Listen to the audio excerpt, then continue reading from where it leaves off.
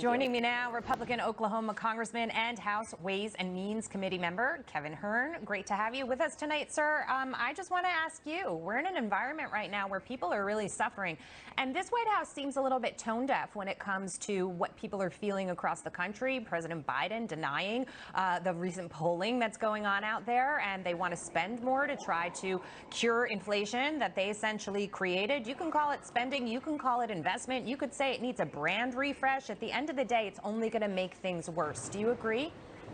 I do. In fact, what's really sad about it is everyone is talking about inflation, except for the very people who are creating the inflation with their terrible policies that they're pushing. And that's the White House and the Democrats that are in the U.S. Capitol. It's really pretty sad. When you look at, these are easy solutions. That's what's so frustrating about it for the American people.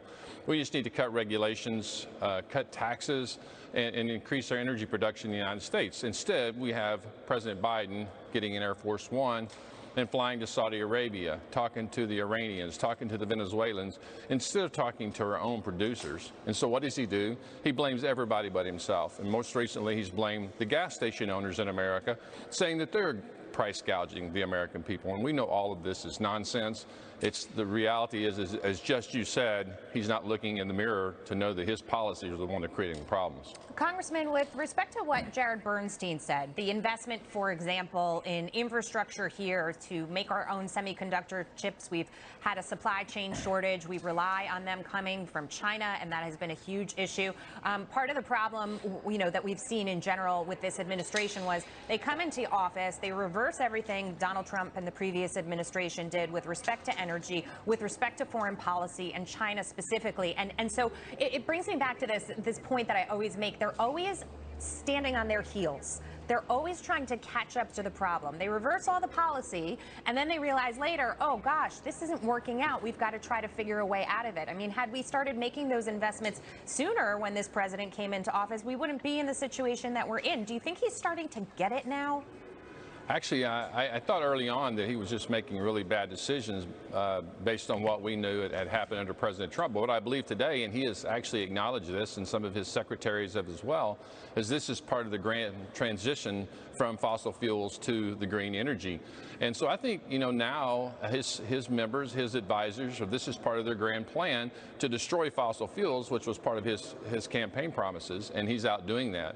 And we know, and we see what's happening, everything that we're experiencing at the grocery stores, energy for our homes, pencils for your children, clothes for your children go back to school, everything is higher. I just recently had a conversation with one of the largest retailers in the nation, and the real inflation that the American people are experiencing, the very people that the Democrats reportedly want to help, is up some 20%. When you look at the fuel for their homes, energy for their homes, fuel for their cars, and food for themselves, it's up over 20%, not 9.1%. And that's why the American people are reflecting this in their polls. And they're saying that this country is on the wrong track. And I'm sure your constituents tell you this, because everybody that I speak to about it and ask about it basically tell me they look at this as a tax. They are spending more money, more than $6,000, close to $7,000 it's costing the average family now that we're at these levels per year. And then you've got, this bill, the $1 trillion reconciliation bill, and they're saying, well, we want to tax small business and we want to tax the corporations. All of these things would continue to slow down growth, and they would put us in a recession if we're not in one already. I mean, we are certainly headed there, sir, correct? We are, and it's a proven fact. When the federal government spends more money, the American people have less money in their pockets, and that's what you're seeing right now. This incredible spending. It started last year.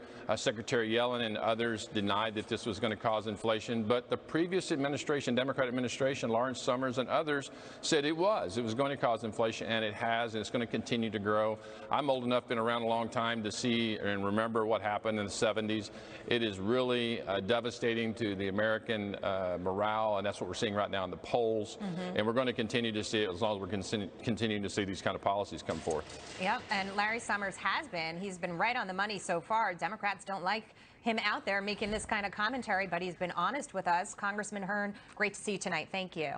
Thanks for having me.